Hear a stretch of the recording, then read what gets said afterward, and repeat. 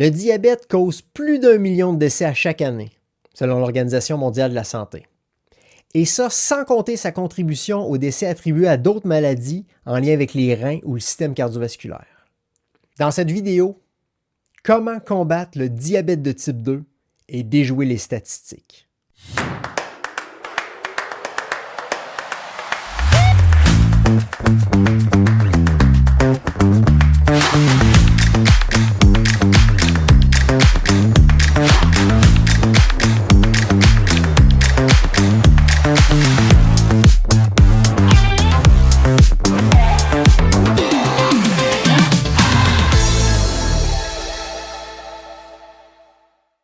Je vous résume ce qu'on a vu dans les dernières vidéos. Quand on mange, les glucides alimentaires font monter notre glycémie, la concentration de glucose ou de sucre dans notre sang. Nos muscles, qui représentent le plus gros réservoir de glycogène de notre corps, sont notre meilleure option pour entreposer les surplus de glucose sanguin et stabiliser la glycémie.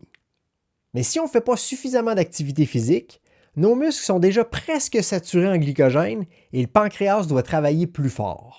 On sait maintenant qu'on parle de diabète de type 2 quand le pancréas est épuisé, qui produit moins d'insuline, que cette baisse d'insuline trompe le foie et l'amène à produire encore plus de glucose.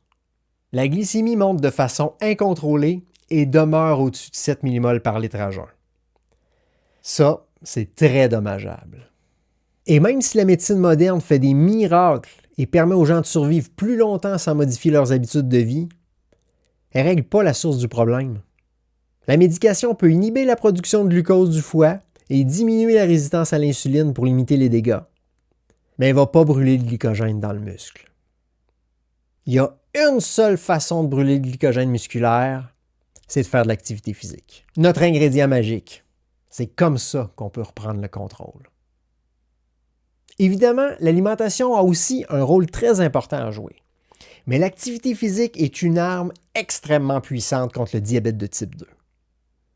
En plus, ça coûte pas cher et si on y va prudemment et progressivement, les effets secondaires sont tous positifs. Si ce que je viens de dire, c'est pas clair, prenez le temps de cliquer ici. Ces 2 vidéos contiennent tout ce que vous avez besoin de savoir pour bien comprendre. Notre corps est fait pour bouger. Peut-être que dans 1 million d'années, la sélection naturelle aura favorisé les sédentaires, mais présentement, on hérite des gènes de nos ancêtres qui n'avaient pas de supermarché ou de restaurant pour se nourrir facilement et pas de télévision ou d'ordinateur pour passer leur temps en position assise. Ils avaient besoin de bouger pour se nourrir et pour survivre. Ils bougeaient à tous les jours et mangeaient quand c'était possible. De nos jours, c'est le contraire. On mange à tous les jours et on bouge quand ça donne. On n'est pas fait pour ça.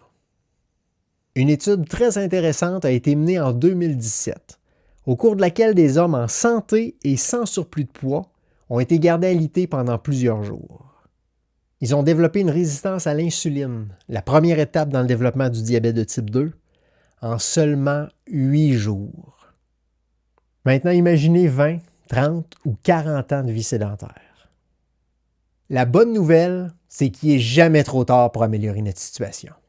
Choisissez une activité qui vous plaît et partez à la conquête de votre santé. Aujourd'hui, vous pouvez décider de vous lever et de brûler du glycogène musculaire. Marcher, courir, taper dans un ballon, pédaler, nager. Vous vous souvenez, je vous disais que l'insuline agit comme une clé qui débarre les portes pour laisser entrer le glucose dans les muscles.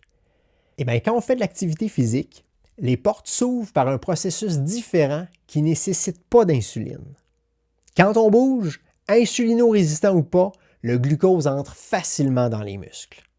Plus que ça, l'activité physique réduit la production d'insuline. Le pancréas a l'occasion de se reposer un peu. On lui donne un puissant coup de main. Je pense que j'ai été clair.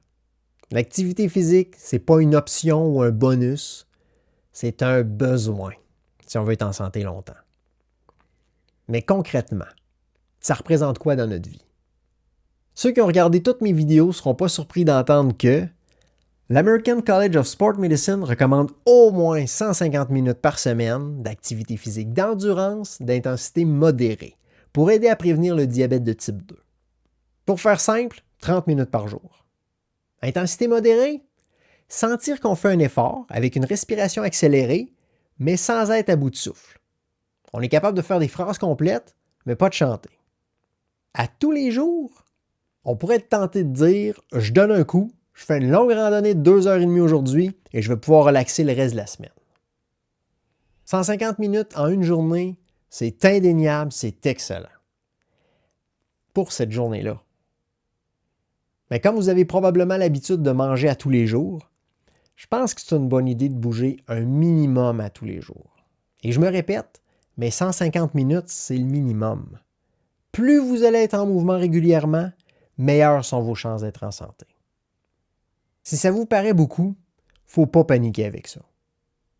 Comme dit Denzel Washington dans Le Justicier, on ne vise pas la perfection, mais la progression. Commencez par 10 ou 15 minutes, le plus souvent que vous êtes capable. Chaque minute compte. Attention, si vous êtes diabétique et que vous prenez une médication ou de l'insuline, vous avez évidemment besoin de faire de l'activité physique, mais c'est très important d'être prudent ou bien encadré. Parce que l'insuline ou certaines médications viennent s'ajouter à l'effet de l'exercice et on risque de trop faire baisser la glycémie. Si l'hyperglycémie est dangereuse à long terme, l'hypoglycémie est encore plus dangereuse à très court terme. Mieux vaut commencer doucement et progresser lentement. Soyez à l'affût, vous pouvez faire de l'hypoglycémie pendant, mais aussi jusqu'à 12 heures après une séance d'entraînement, parce que l'activité physique améliore votre sensibilité à l'insuline. Traînez des comprimés de glucose ou un petit jus de fruits juste au cas. Pratiquez intelligemment, l'activité physique quotidienne sera votre plus beau cadeau. Et consultez votre médecin. Au fur et à mesure de votre progression, votre médication va probablement devoir être ajustée. Certaines personnes en viennent éventuellement à l'arrêter complètement. Qui sait, ça pourrait être votre cas. Si vous aimez mon contenu, prenez 2 secondes pour vous abonner juste ici. Un énorme merci à tous mes abonnés. I will follow you way down, wherever you may